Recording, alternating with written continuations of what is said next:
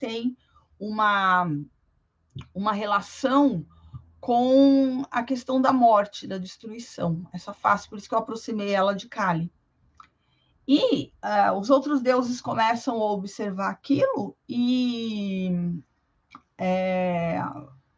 ficam preocupados, porque se ela está descontrolada, saindo ali, acabando com tudo, aquilo precisa ser parado. E aí um dos deuses vira e fala, já sei, pega suco de romã e cerveja, mistura e dá para a Sekhmet, que estava sedenta de sangue, era isso que ela queria, e dá para a Sekhmet, e Sekhmet fica bebinha, né? E acaba adormecendo. E quando ela acorda, ela está mais tranquila. Então, tem uma coisa aí importante, né? Que é a gente, sim, o ódio, a raiva, a fúria, né? São aspectos da vida do ser humano, de outros animais aí, né? Cada um ao seu modo, que são parte, existe, né? Não adianta a gente negar. E aqui eu gosto quando a Sekhmet sai, assim como outras deusas que trazem essa questão da fúria, da destruição, porque mostra que o feminino também não é, o feminino é o acolhimento e o amor e a docilidade, né? Mas não é só isso, né? E o quanto que a gente encarar essa face aqui dentro da gente, né? Essas emoções que surgem conforme a nossa vida vai acontecendo, e a gente precisa fazer uso, mas um uso inteligente disso, né? Um uso estratégico dessa energia, até transmutando essas sensações, essas emoções em algo positivo, né? Então, o ódio ele tem essa característica da destruição, né? Ele é de certa forma, o oposto complementar, de certa forma, do amor, né? Mas, de uma maneira ou de outra, ele também é algo que, quantas vezes a gente não acaba levantando por conta de uma bela porrada que a gente levou, né? A gente cai, e é justamente a raiva, a fúria que faz a gente levantar e reagir, né? E isso, de certa forma, como eu falei, né? Isso não sendo algo descontrolado, né? A gente tendo consciência disso, de que temos sim essas questões dentro de toda a nossa conjuntura, né? Usar disso como uma força e quebrar como uma força e quebrar um paradigma em relação às mulheres, ao feminino, né? Então, essa força de Sekhmet, assim como as outras deusas que regem essa coisa da fúria, até mesmo Ártemis, tá? A Ártemis, que a deusa grega, né? Que é a deusa das matas e tudo mais, tem passagens na mitologia dela, nas narrativas míticas dela, em que ela não tem muita conversa com a Ártemis, tá? Essas deusas, essas mitologias, essas narrativas relacionadas a essas deusas, muitas vezes mostram uma face realmente selvagem, indomesticável desse feminino. E que, por conta de uma série de questões, nós, mulheres, acabamos deixando isso de lado, escondendo, e, obviamente, isso vai se tornar sombrio, né? Então, vamos lá, um exemplo radical, mas eu acho que vale, né? Mulheres que sofrem abuso, seja ele psicológico ou físico, etc., né? A negação dessa capacidade de reagir, que muitas vezes vem, sim, pelo ódio, pela raiva, faz com que a vítima fique ali, essa vulnerabilidade, essa fragilidade, ela só aumente, levando até mesmo a culpa, né? A pessoa sofre uma violência e se culpa por isso, né? Então, nesse sentido, essas deusas, elas trazem algo bem, bem importante, né? A gente ir ali, pelo menos, refletir sobre. Né? É curioso, porque quando eu comecei essa live, eu falei, eu vou jogar o tema dos abusos que a mulher, o ser, né? A fêmea da nossa espécie, tem sofrido. Um exemplo é as esportistas, as atletas, né? Como que o movimento ativista, né, a militância trans tem abusado, né? E sendo privilegiadas, né? Essa militância tem sido privilegiada por meio dos atletas, né? Das atletas trans, né? Como atrapalha a linguagem da gente, essas coisas todas, né? Mas e as mulheres sendo menosprezadas e as atletas até mesmo saindo dos esportes. Qual o estímulo de você competir com um homem biológico, né? Então, eu ia jogar esse tema, porque eu tô a fim de fazer um vídeo para falar sobre isso com mais cuidado, sabe? E usando principalmente a mitologia, porque a gente tem narrativas que ilustram bem o que está acontecendo no sentido de quando os homens ou o masculino invade o território do feminino ou das mulheres, tá? A própria Ártemis tem uma história que ilustra bem. E aí, curioso, né, sair essa deusa, não é? Eu achei bem interessante sair a Sekhmet assim de primeira, porque tem tudo a ver com isso. E as mulheres estão reagindo, e isso é digno, é legítimo, né? Porque não é ignorar a existência dessas pessoas, não é menosprezar o direito delas existirem, tá? As escolhas são legítimas, porém a gente tem as limitações do outro, né?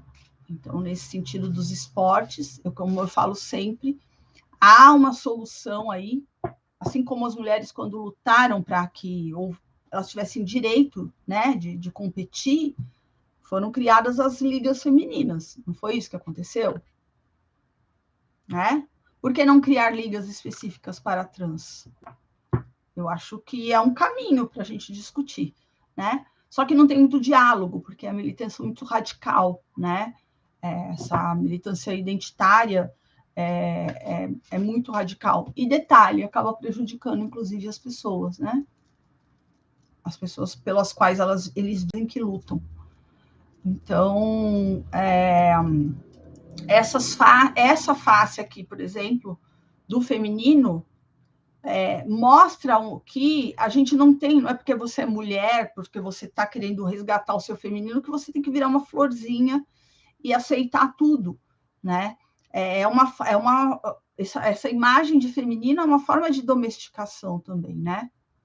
Você vai domesticando essa mulher porque ela sai de um estereótipo que ela acha que está sendo masculina, né?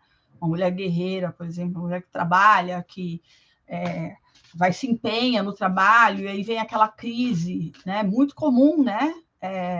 Por conta de uma série de injustiças que a gente tem no mundo, mas as mulheres que se cobram porque trabalham demais e não dão atenção à família, ao mesmo tempo estão lá com a família e se cobram porque precisam trabalhar, né? Se sentem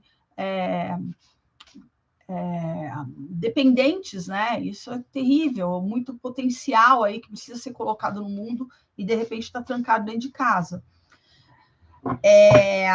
E aí vem essa crise, né? O que eu estou fazendo com o meu feminino e etc. Né? Ou por que está acontecendo isso comigo? Eu sou masculina, no caso das mulheres que trabalham fora, né? Se empenham muito na carreira, até achando que são menos mulheres por conta disso. E, na verdade, o que falta aí é equilíbrio, né? Equilíbrio de uma maneira geral. Porque, vamos dar um exemplo. Uma mulher que trabalha muito, que está muito empenhada na sua carreira, ela, de repente, ela é uma gerente de uma empresa, tá? E ela é uma gerente que ela expressa a liderança dela de uma forma super maternal, controladora. Tá dando... Quem tá aí? Tem pouca gente aí, mas quem tá aí no chat? Eu tô indo por um caminho que vocês estão entendendo o que eu tô querendo dizer? Né? Não é, eu trabalho muito fora e por isso eu abandonei o meu feminino. Não, às vezes o seu feminino ali no trabalho tá super latente e sombrio. Né? E aí, o que a gente faz com isso? Não, eu preciso colocar uma bata branca, flor no cabelo e sair saltitando que nem uma gazela, porque daí eu vou me aproximar do feminino. E, por vezes, não é esse o caminho. Né? Não é esse o caminho. Você tem todo o direito, é uma delícia colocar um vestido branco, esvoaçante, com florzinha no cabelo e dançar. É uma delícia. Agora, no caso dessa hipotética aí, né? Dessa hipotética gerentona que eu coloquei, que é ultramaternal e controladora, né? Ou seja, vamos traduzir para as deusas, ela é uma Deméter que está bem sombria, né? Que está ali apegada a esses filhos funcionários, né? Dela. O que ela precisa fazer ali? Primeiro, fazer as pazes com essa característica que ela tem e sair do controle, porque o controle está muito relacionado a medo, né, de perder.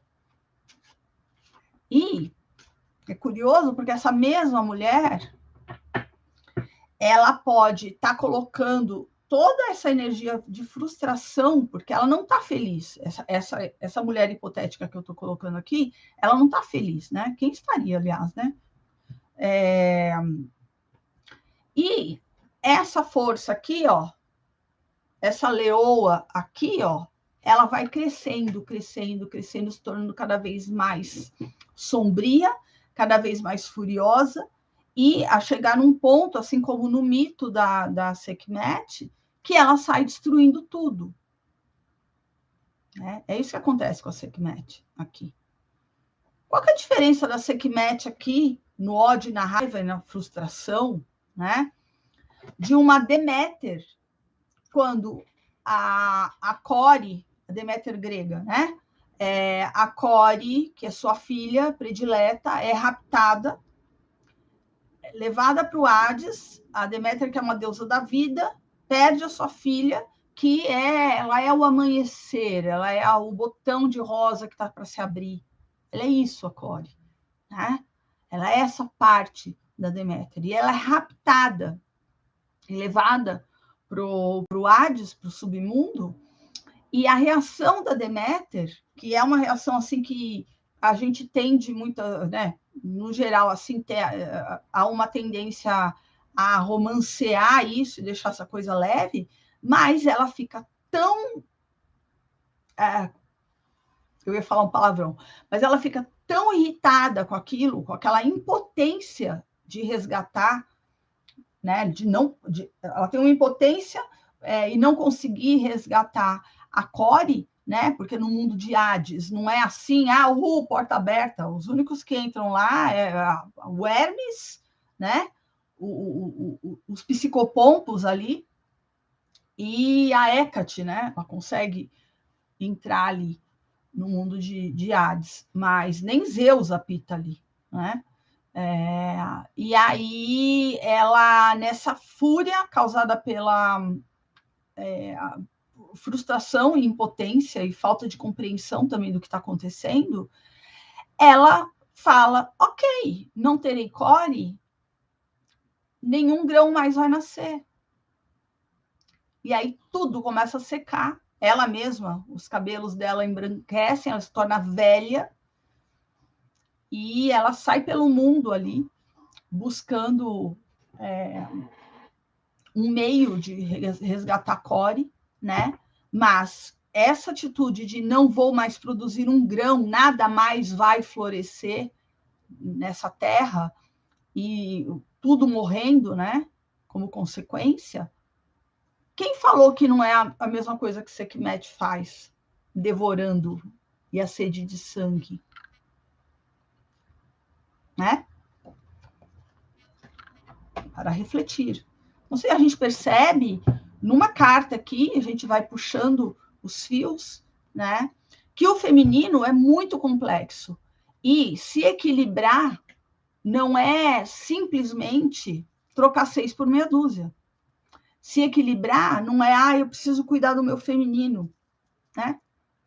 Quantas vezes eu não vi nessa jornada, né, de lidar com mulheres em processos individuais e em grupo, mulheres que chegam lá com um feminino sobrecarregado.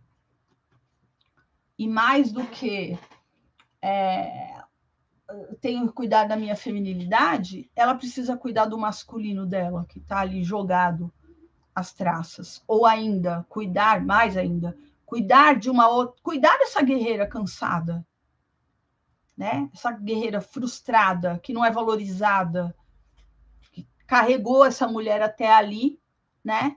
E, no entanto, é negada e renegada constantemente, né?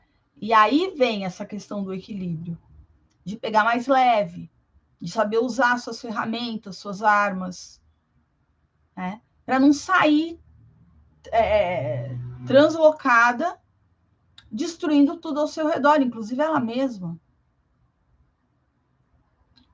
Não é? O que vocês acham? Vocês que estão aí ao vivo comigo, ou mesmo você que está assistindo depois a gravação. Né? Então, só para... Porque eu falo em círculos, né? Vocês já perceberam, uma espiral, na verdade. E aí, a gente retrocedendo agora, né? Porque eu saí lá do ódio, da raiva, da cabeça de leoa, das deusas destruidoras, né? Desconstrutoras da vida, né? Para que haja renascimento. Indo para trás, então, aquela gerentora lá, maternal, muitas vezes ela tem o quê? Que maternar a si própria. Descobrir que para que ela seja uma liderança realmente inspiradora, ela precisa soltar as rédeas, né? Confiar em quem ela está liderando, né? Inclusive deixando errar, observando, né? Se transformando ali mais do que aquela que carrega essa equipe toda, né? Ela se torne, como eu falo das lideranças orgânicas dos círculos de mulheres, né? Então, você usar da sua experiência para ajudar o outro, ter uma atitude compassiva com si mesma, né? Saber a hora que, porra, não dou conta, né? Parece coisas banais, mas que realmente causam muita dor nas mulheres. E muitas das vezes a reação é realmente colocar tudo a perder, né? E aí, voltando mais um pouco, que eu vou tirar outra deusa, né? Quanto a reação, né? Ou ainda transformar esse ódio em raiva em algo propositivo, né? E aí, quem que entra nessa situação? A Sekhmet não toma cerveja com suco de romã, né? E adormece, e aí acorda mais tranquila e mais consciente do que estava acontecendo, né? A fúria se esvai ali. É o descanso, a respiração, o prazer, né? Não se cobrar tanto, né? Porque essa cobrança, ela está quase introjetada na gente, né?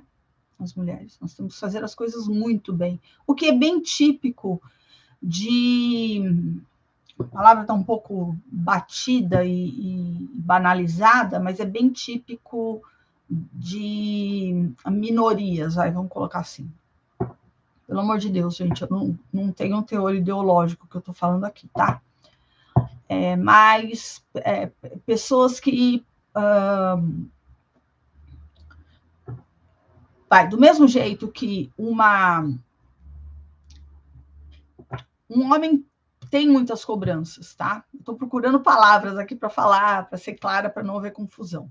Então, assim, os homens são muito cobrados, com toda certeza, mas dependendo de onde nós, mulheres, estamos, nós temos que lidar com a cobrança que vem da estrutura da coisa, mesmo, de como ela foi construída, idealizada, né? E também as nossas próprias cobranças, porque normalmente é difícil chegar em alguns lugares, tá? A coisa está mudando. Eu prego sempre a igualdade de direitos, né?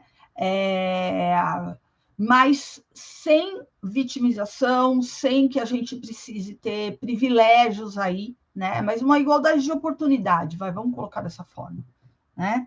Com todas as distinções e diferenças que algumas profissões, por exemplo, exigem, né? Mas é importante, né, que a gente tenha isso. No entanto, por conta de uma série de questões históricas, culturais, as mulheres tendem a duvidar de si mesma, né? E por conta disso acaba havendo uma cobrança para ser muito boa. E isso vai alimentando essa questão aqui, né? Essa sombra iluminada, né? Olha o tanto de luz que tem isso aqui, o sol do meio-dia, né? Mas vai alimentando essa... É uma bomba relógio, na verdade. Então, é uma questão que precisa ser realmente cuidada. Vamos pegar outra deusa aqui do baralho, para ver o que mais que vem aí de reflexão, tá?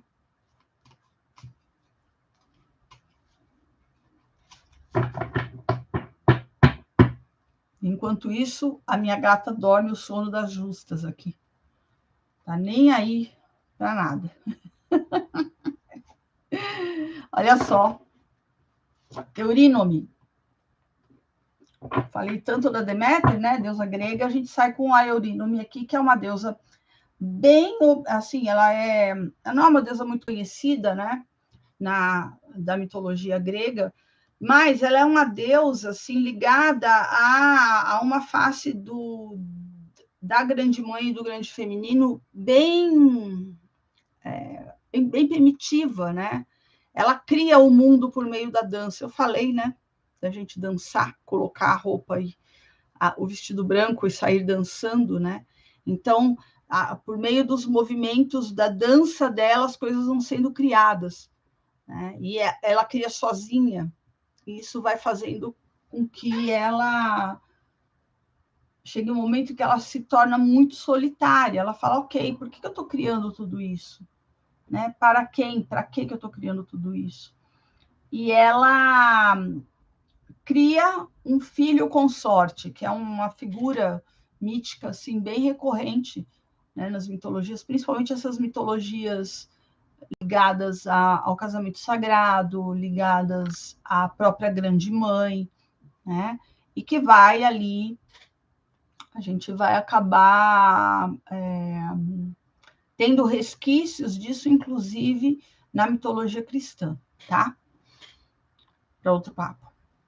Mas a Eurínome cria esse filho consorte e, no entanto, esse filho ele se torna vaidoso e começa a se apropriar das criações da Eurínome, né? E aí a Eurínome fica muito brava, ela acha aquilo injusto, ela é uma deusa muito sábia, inteligente, né? E o que ela faz com esse filho? Ela não mata esse filho, ela transforma esse filho numa serpente. E aí, sujou meu dente de batom.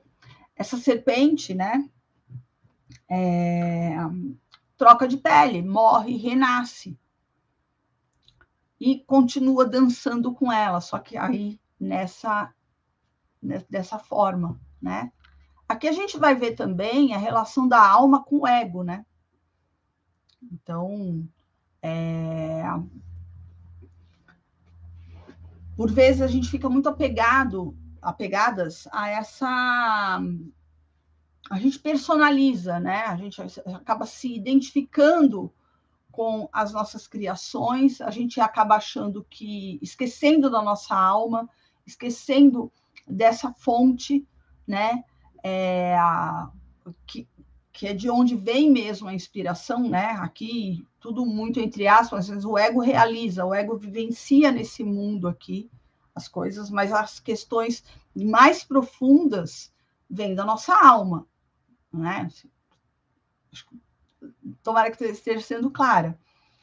E a própria Eurínome aqui, ela é uma representação da alma, né? A alma dança, né? A alma, ela baila, e através dessas andanças, desse bailar, ela vai absorvendo e soltando, né? Expressando essa inspiração para que nós aqui, seres humanos aqui, barra o ego, possa manifestar nesse mundo, expressar nesse mundo, né? Tudo, tá, gente? Não é só a arte, não, etc. Tudo, tudo. E aí, a mensagem que as autoras falam aqui, elas colocam a palavrinha êxtase aqui, e é curioso, porque se a gente for olhar, por exemplo, vamos pensar nos êxtases religiosos, né? Tem uma entrega, é uma espécie de morte. Ali tem uma coisa de orgasmo também, né? De gozo, né? Quando a gente o êxtase, está na palavra, né? E é um momento em que a gente dissolve, né? A gente dissolve e ao mesmo tempo a gente se une a tudo, né? Um bom orgasmo é isso que acontece, né? Oi, Li, como é que vai? Para que você consiga ficar aqui um pouquinho. E aí, esse êxtase está muito ligado a gente se entregar a essa dança da nossa alma e se entregar a essa força criativa, né? Se integrar a essa força criativa. Isso que é o êxtase. E as autoras, o que elas recomendam? E aí, tá dançando sozinha? Tá dançando com você mesma? Né? Tá se entregando a esse êxtase, a esse prazer, a esse alto prazer, entre aspas, né? E é curioso, porque se a gente junta as duas deusas, tá? Então a gente tem a Sekhmet com toda aquela história que eu falei, né? Inclusive relacionando com a Deméter e a busca e a falta e sacrificar a tudo por meio, né, dessa fúria, né, dessa sombra, desse aspecto de si mesma que não é compreendido, né, e a gente não consegue acessar muitas vezes. E aí vem a Eurínome aqui, mostrando uma outra face aqui dessa história, né? Aqui, colocando a questão, inclusive, da liberdade, né? Porque a Sekhmet, ela fica... Quando a gente tem essa questão do ódio, da raiva, das paixões, né? Seja ela uma paixão amorosa ou quase uma obsessão que a gente desenvolve por algumas coisas, até mesmo por trabalho, a gente se perde da gente mesma, né? Entra essa questão do descontrole, né? E a gente, no caso da Sekhmet, ela adormece, né? Por conta do suco, do suco de romã com a cerveja. E ela acorda mais consciente. No caso da Eurínome, ela se liga do que está acontecendo, entrega esse filho consorte, né? A ciclicidade, né? E por conta disso ela volta a criar. Então o tema aqui tem uma certa recorrência e tem uma coisa de escutar a si mesma, né? Eu vou pegar mais uma carta, mais uma deusa, tá? Tô sentindo falta um pouquinho do meu quintal. Tava gostoso fazer a live lá fora, mas é impossível hoje. Muita chuva. Deixa eu puxar mais uma carta aqui agora para fechar esse tema, tá? Ok. Ó quem vem. Eu vi mamãe Oxum na cachoeira, sentada na beira do rio. Bem, bom, a Oxum, olha só a figura, né? A palavra sensualidade aqui tem a ver com a gente ter essa relação sensorial, né? Com o corpo, com os sentimentos, né? Com as criações, com o fluir da vida. E a Oxum, que é uma deusa iorubá, ela, da mitologia iorubá, ela é o rio. Depois ela vira a deusa do rio, mas ela é o rio.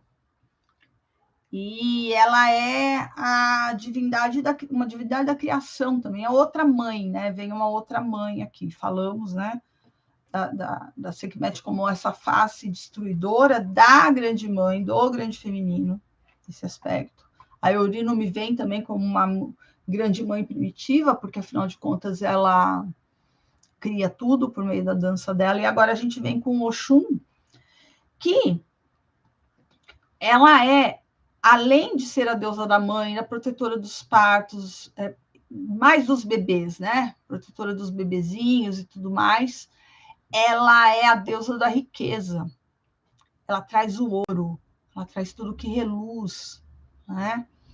A cor dela varia um pouquinho, às vezes, mas a cor dela, dentro do candomblé e mesmo da Umbanda, é o amarelo, é o dourado, né? Então, a gente tem aqui, indo por esse caminho mais simbólico, a gente tem uma relação dela ali com a Sekhmet, né? Que também é o sol, né? Essa força ativa, né?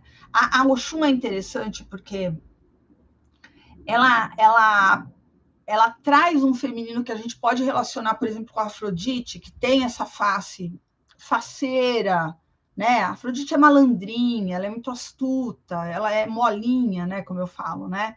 Ela derrete às vezes quando precisa.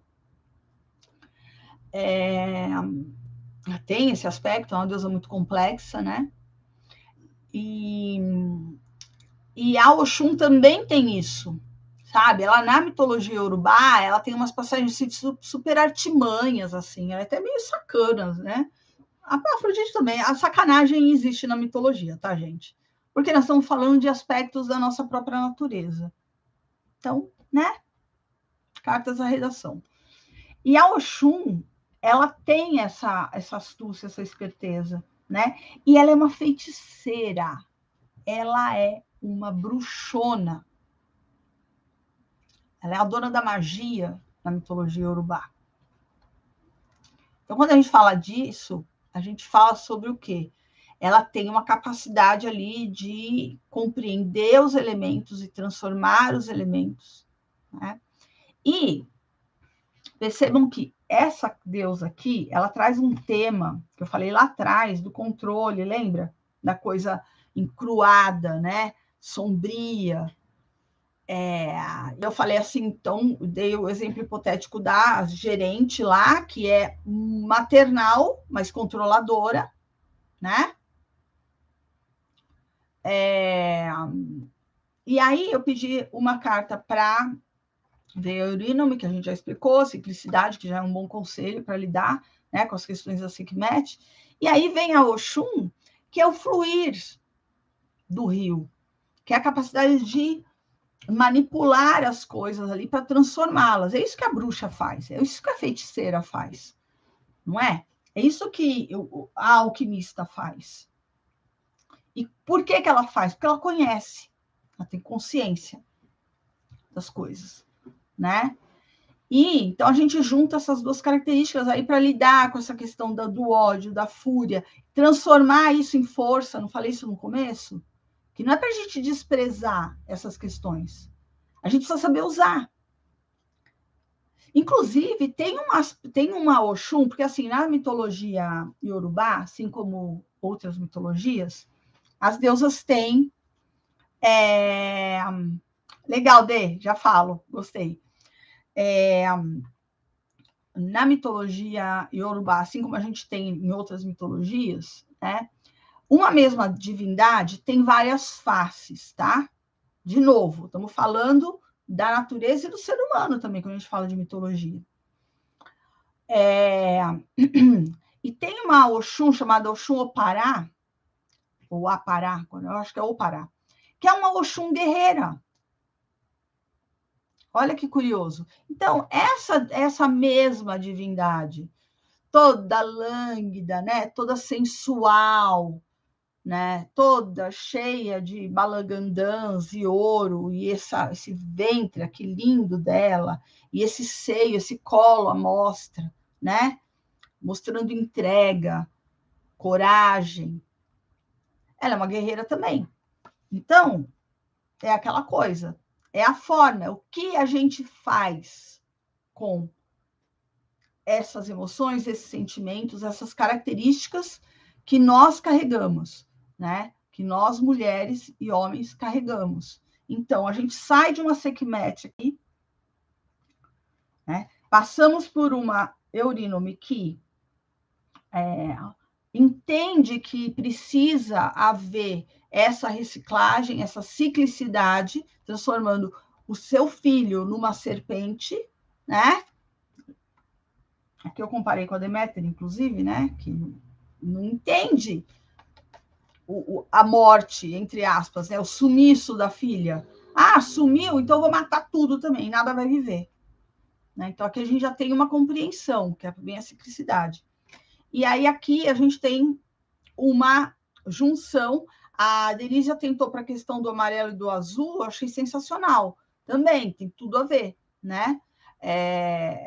Essa coisa da água, né? E a emoção e a consciência. A gente pode traduzir dessa forma, né? O azul como o rio, aqui a emoção, e o dourado ali como o sol, a consciência.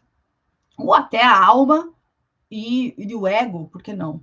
Aqui tem uma questão de dualidade. E tem essa dualidade também, que a mesma deusa, que é a deusa da sedução, né? Pensem nas Oxuns, gente. Pensem nas histórias da Oxum. Ou pensem quando a gente vai lá num templo de Umbanda ou, né, num terreiro de Candomblé e as Oxuns vêm. É o feminino transbordando, né? A taça ali transbordando. É estrogênio para tudo quanto é lado. Porém, ela também tem essa questão de também poder ser guerreira. Poder ser guerreira, falei certo? Não sei, fico confusa. Mas ela também pode ser guerreira. A mesma. Então, lembra quando eu falei que muitas vezes não é uma questão de eu preciso equilibrar o meu feminino e o meu masculino. Não, meu bem. Né? Não necessariamente é esse simples equilíbrio, né? Porque a gente corre o risco vou repetir uma coisa que eu já falei, de trocar 6 por meia dúzia. Você vai para um outro extremo, e a questão não é essa. É ultra importante a gente integrar feminino e masculino, realizar esse casamento sagrado, que muitas das vezes leva uma vida inteira e nem dá tempo. Tá? Nem dá tempo. Então, é a busca, é a jornada que importa. Não é, agora, que nem eu vi hoje, né? Passa um final de semana numa imersão e fala, agora eu entendi, sou uma nova mulher, equilibrei tudo aqui dentro. Porra! Se fosse fácil assim, nossa, que delícia, né? Mas infelizmente não é, gente, tá? É um exercício constante. E no caso dessa tiragem de hoje aqui, desses mitos que foram despertos aqui por meio dessas deusas e dessas cartas, né? Que, de novo, quando eu lido com esse oráculo, como eu uso esse oráculo com um fundo terapêutico, né? Eu não me limito a livro e a história da deusa, né? A minha questão aqui é juntar de forma complexa ali, vai sair o que precisa sair. Então, hoje, é isso que está sendo desperto, né? E, em resumo, aqui tem uma questão da leveza, que é necessária para a gente lidar com essa questão do ódio, da raiva e da fúria, que quando não consegue dominar, no sentido de dominos, né, de compreender, né, dominar, eu sempre uso esse exemplo, o domínio no sentido assim, eu domino um idioma. Quando que você pode falar isso? Quando você flui, quando você é fluente naquele idioma, né? Então, eu domino o inglês, eu domino o português. Então, não é alguma coisa que você tem que ficar pensando muito, você simplesmente vai, né? Tá introjetado, tá ali, você já entendeu, você já compreendeu, você já dominou. Então, o ódio e a raiva da Sekhmet vem muito pela falta de domínio, e que é confundida muitas vezes, ou ainda, essa falta de domínio vem da necessidade de controle, que é gerada pelo quê? Pelo medo. Olha que enrosco, como as coisas não são tão simples, né? E aí o oráculo fala, olha, você tem aqui essa capacidade de criar, né? Se conecte à sua alma para você fluir aí pela vida, sair dessa energia de destruição que é ligada à criação também, é a mesma energia em dimensões e em aspectos diferentes, né? Se a gente olhar isso como uma questão dentro da perspectiva da ciclicidade. E o outro conselho, além de entregar e deixar morrer para que renasça, para que se renove, vem a questão da fluidez aqui da Oxum e dessa integração de... vamos citar o Nietzsche, né? Parafraseando, né? Quando ele fala da divindade, né? Ele não acredita numa divindade que não dança. Não é exatamente isso que ele diz, tá? Mas a ideia é essa. E eu lembro sempre de uma outra coisa para falar sobre essa questão de equalizar, né? De equilibrar. A Denise está falando, eu penso que o equilíbrio não é 50-50, mas saber quando é 60-40. Exatamente, é o bambu, né? É a alegoria do bambu. O bambu é uma planta que, o tanto que ela cresce para cima, ela cresce para baixo. E por conta disso, ela consegue envergar e voltar, e para trás, para frente, conforme o vento, conforme a chuva, blá, blá, blá, blá. Por quê? Tem raiz, tem estrutura interna, né? Então, quando a gente fala de equalizar, de equilibrar, é justamente isso. E vem do quê? A adaptabilidade. Eu falei sobre se adaptar hoje, quando eu falei da minha receita de tiramisu, que me deu uma vontade de comer tiramisu ontem, assim, infernal. Parênteses, né? Eu adoro seguir perfis de cultura italiana, das nonas, eu amo, né? Meu sangue calabrês aqui ferve. E aí eu vi um tiramisu, eu falei, meu Deus do céu, preciso comer tiramisu, blá, blá, blá. Bom, olhei na geladeira, vi o que tinha, vi no armário, papapá, não tinha o biscoito, depois vocês olham lá meus stories. E vamos adaptar, vamos fluir, vamos, né, dar uma de Oxum, vamos dar uma de Rio, e para conseguir realizar as coisas, né? A Oxum, de certa forma, aqui, ela é a cervejinha com suco de romã. Porque ela é molinha, não foi que ela é molinha? Assim como a Afrodite. Ela é molinha, ela derrete quando precisa derreter, né? Não é só isso, tá, gente? Afrodite não é remédio para tudo, pelo amor de Deus. E deusa e tudo mais. Né? Ou deusinha para ter uma sombra também, que, pelo amor de Deus, quando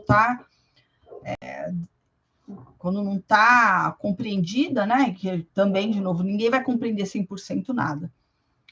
Mas, olha, é forte, o babado é forte. Então, eu não sei quanto tempo que eu estou aqui, deixa eu olhar o relógio. Bom, vou fazer quase 1 hora. Mas eu acho que é isso, não sei se vocês quiserem fazer alguma observação, quem está aí ainda, né? Mas gostei muito das deusas que saíram hoje, né? Aqui, primeiro Sekhmet, depois a Eurynome e agora a Oxunzinha. Antes de terminar, deixa eu, enquanto se vocês forem escrever aí, tem um atraso, mas deixa eu falar, gente, quem não fez ainda, tá? A Mandala das Deusas é um método que eu concebi, que eu construí. Comecei a fazer atendimento de Mandala das Deusas em 2005, né? Então, gente, quase 20 anos, né? Trabalhando com esse oráculo aqui e lapidando esse método. E eu tenho muito orgulho desse trabalho. E ele serve... Ele é um processo terapêutico profundo, tá? E a coisa nova a respeito desse trabalho é que eu estou desenvolvendo uma mentoria baseada nele, tá? Mentoria é uma palavra que está batida, né? Mas é um processo de aconselhamento, de um processo terapêutico também, por que não? Mas ligado ao feminino e tendo como base as leituras, né? A leitura da Mandala das Deusas. Então, é um processo que não tem fim, né? A gente tem a gente prevê um tempo de duração, mas que pode se estender às vezes. E aí, se você estiver procurando, né, compreender melhor o seu feminino, né, saber mais sobre você, eu super recomendo esse trabalho, sabe? Sem falsa modéstia. Ele é algo muito potente, muito poderoso, uma potência de cura. Quando eu falo cura, compreensão, muito legal. E aí é entrar em contato comigo para saber, tá?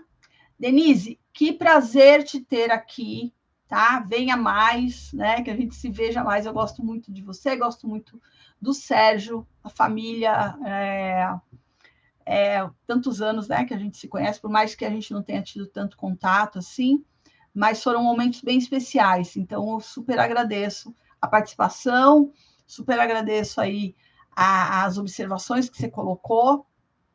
E semana que vem tem novidade. Eu acho que eu vou sentir aqui, mas bem provável que eu feche essa série de lives de oráculo e venha com uma outra série de lives, tá? Um tema, obviamente, relacionado ao feminino, aos mitos, né? Mas deixando um pouquinho de lado essa questão oracular, tá? Até quando a gente conseguir, né? Porque os oráculos sempre vão aparecer por aqui, ok? Então, um beijão, pessoal do YouTube, né? Legal, estou colocando, transmitindo aí para vocês também. E pessoal aqui do Instagram, mais uma vez, grata, né? Por estarem caminhando comigo aí nessa jornada pelo feminino essencial. E a gente se vê em breve. Um beijão e que a gente siga em paz, com paz e pela paz. Tchau, tchau.